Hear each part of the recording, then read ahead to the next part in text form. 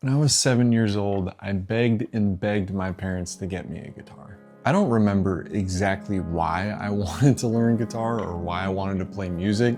It's almost like music chose me instead of me choosing music. But I remember being a kid, just not knowing how to play this thing, but having the absolute most joy with learning it and with playing it and playing other people's songs and making my own songs. And then somewhere along the way, things changed. This went from being a very enjoyable thing to having so much pressure and taking the joy and happiness out of it and letting all the frustration in. If you are a serious creative, you probably know the back and forth of loving your craft and your craft feeling so overwhelming to the point that you want to quit.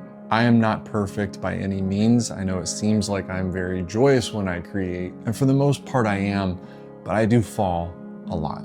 And I feel like since I fall a lot, I'm also able to get back up a lot and remember what's important. Because at its core, all I'm trying to do with music is to feel like that 7-year-old kid in his room just playing guitar. So how do we get back to this place where we can create like a kid again?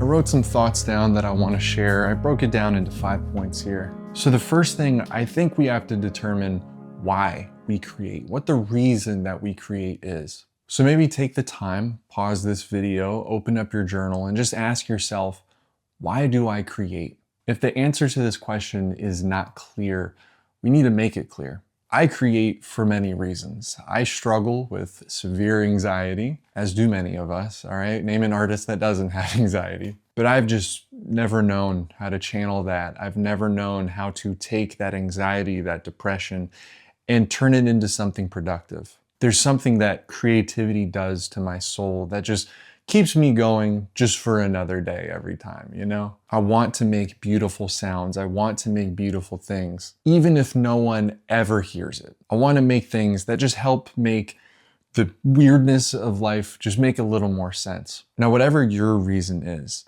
this is your guiding compass. This is the thing that you can go back to on hard days when you work, 12-hour days and you have nothing left in the tank and you feel empty and you feel drained. Knowing how creativity can help that. Or even maybe it's not that serious. Maybe you want to create things because it's just fun. You like to laugh. You like to smile. It doesn't always have to be the super deep thing. Just determine the reason that you create and really seek to understand that. Like I said, that's going to be your guiding compass to what you do.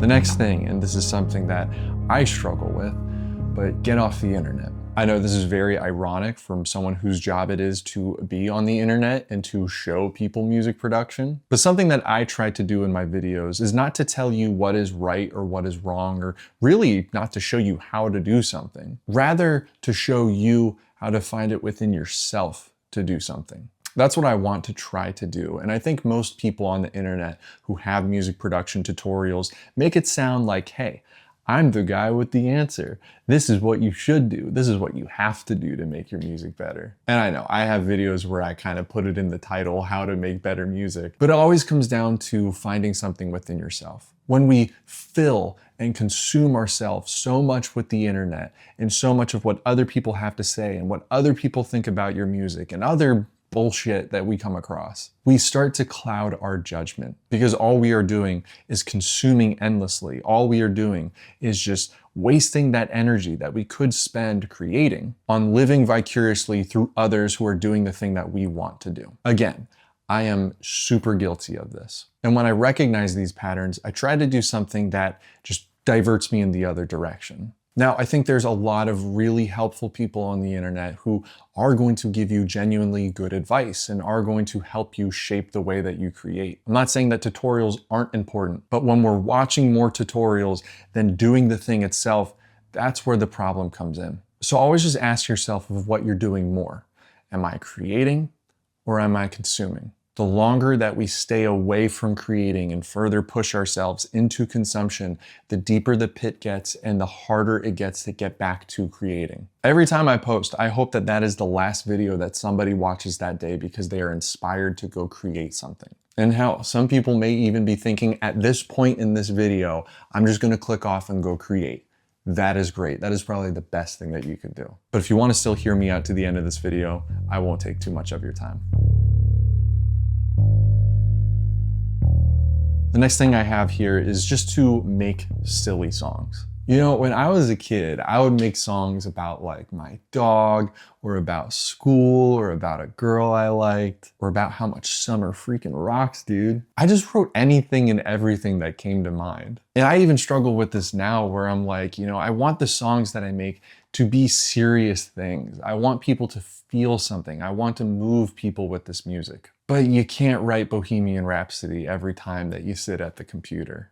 And you can't expect yourself to do that either. I think it's great and extremely admirable to want to make great things. You should want to make great things. You deserve it as an artist to feel like you deserve to make great things. But we can't expect ourselves to make great things, because then we put all this unnecessary pressure on us, and it scares us out of creating at times. It scared me out of creating. And the sad reality is that people are consuming so much media and so much content because of how accessible music is on Spotify, because of the TikTokification of whatever, that it can feel like you put all this work into this thing and you make it serious and you don't have a light-hearted spirit with it, that it can feel so disheartening when people just pass it by on the feed, right? So instead, a kid would just focus on making things that they enjoy to make. You know, silly songs, unserious songs, or even when something is serious, you know how to express it because you're just creating for the sake of creating.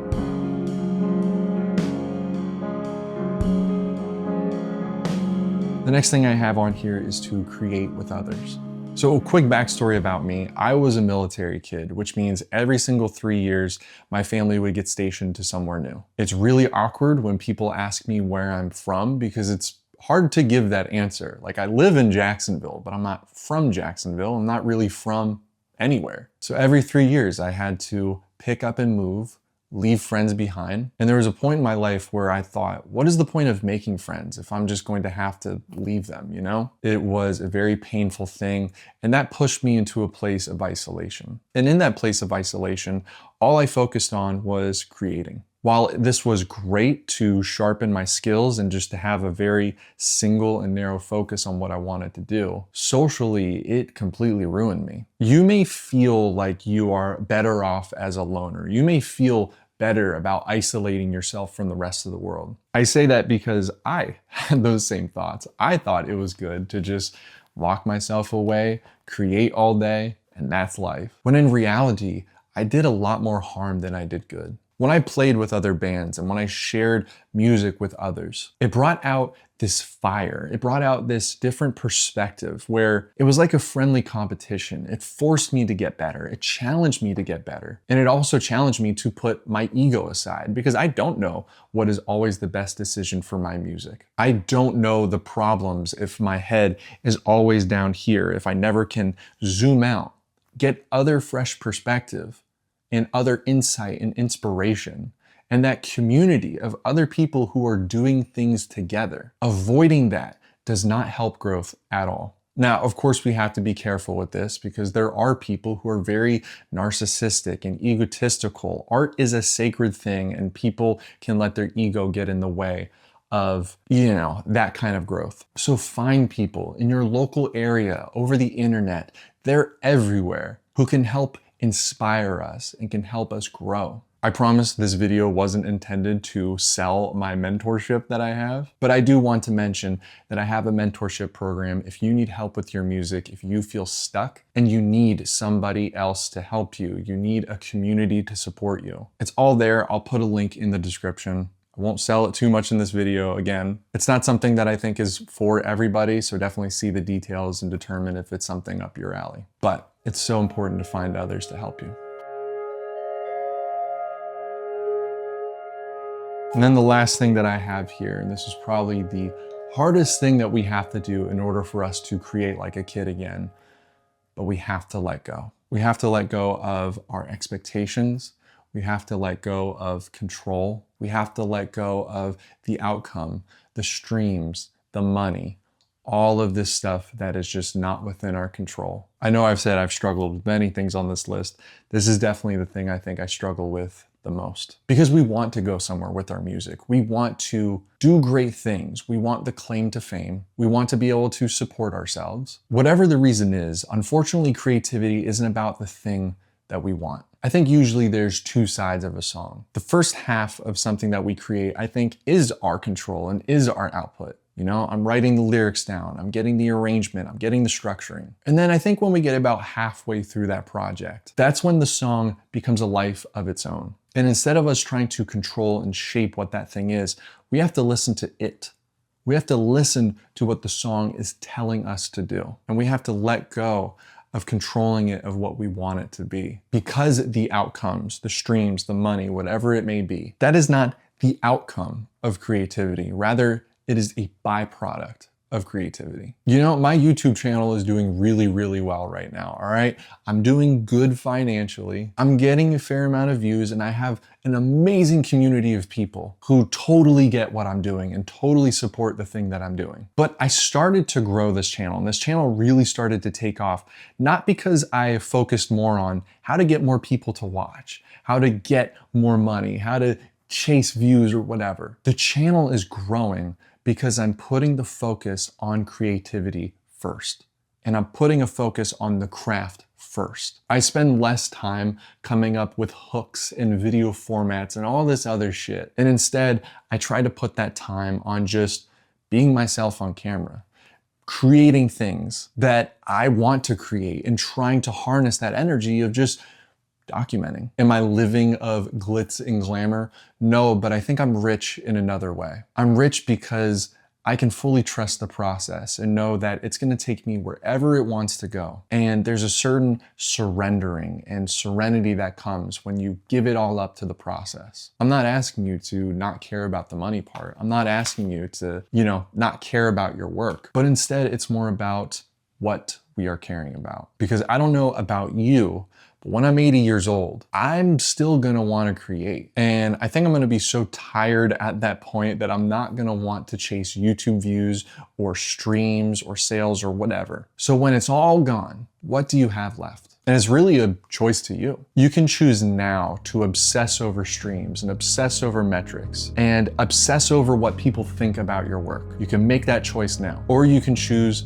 to let it all go and to fulfill the only person that you should be creating for, which is yourself. It is not an easy choice to make. It usually doesn't feel good making that choice. But if you stick around with what I think the right choice is, when you have a conversation with the younger version of yourself, I think that you're gonna make that kid smile with where you ended up.